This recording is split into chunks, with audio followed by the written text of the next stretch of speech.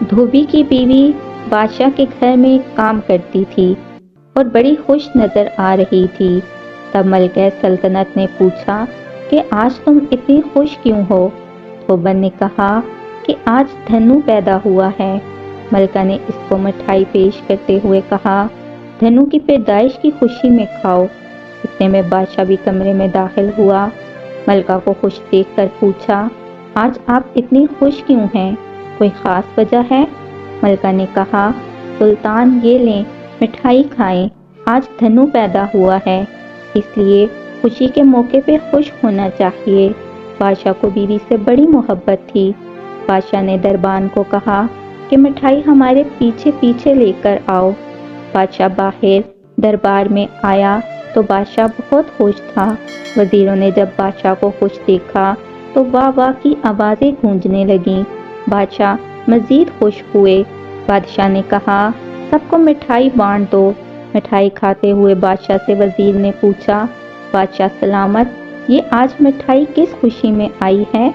بادشاہ نے کہا کہ آج دھنو پیدا ہوا ہے۔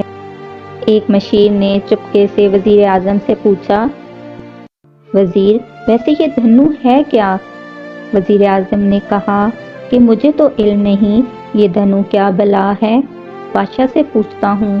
وزیر اعظم نے ہمت کر کے پوچھا، بادشاہ سلامت، ویسے یہ دھنو ہے کون؟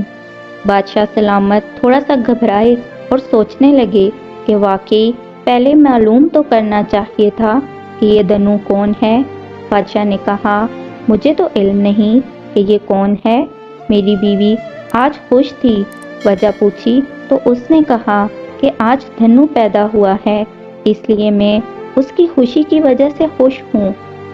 بادشاہ گھر آیا اور بیوی سے پوچھا، ملکہ عالیہ، یہ دھنو کون تھا جس کی وجہ سے آپ اتنی خوش تھیں اور ہم بھی خوش ہیں؟ ملکہ عالیہ نے کہا کہ مجھے تو علم نہیں کہ یہ دھنو کون ہے، یہ تو دھوبن بڑی خوش تھی، اس نے بتایا آج دھنو پیدا ہوا ہے، اس لیے میں بھی خوش ہو کر اس کی خوشی میں شریک ہوئی۔ دھوبی کی بیوی کو بلایا اور پوچھا، تیرا ستیہ ناس ہو، یہ تو بتا کہ یہ دھنو کون ہے جس کی وجہ سے ہم نے پوری سلطنت میں مٹھائیاں بانٹیں۔ دھوبن بولی، یہ دھنو ہماری کھوتی کا بچہ ہے جو کل پیدا ہوا ہے۔ ایسا ہی حال ہمارے ہاں سوشل میڈیا کا ہے، جو بھی خبر ملتی ہے بغیر تصدیق کے فوراً گروپ اور سوشل میڈیا پر آ جاتی ہے۔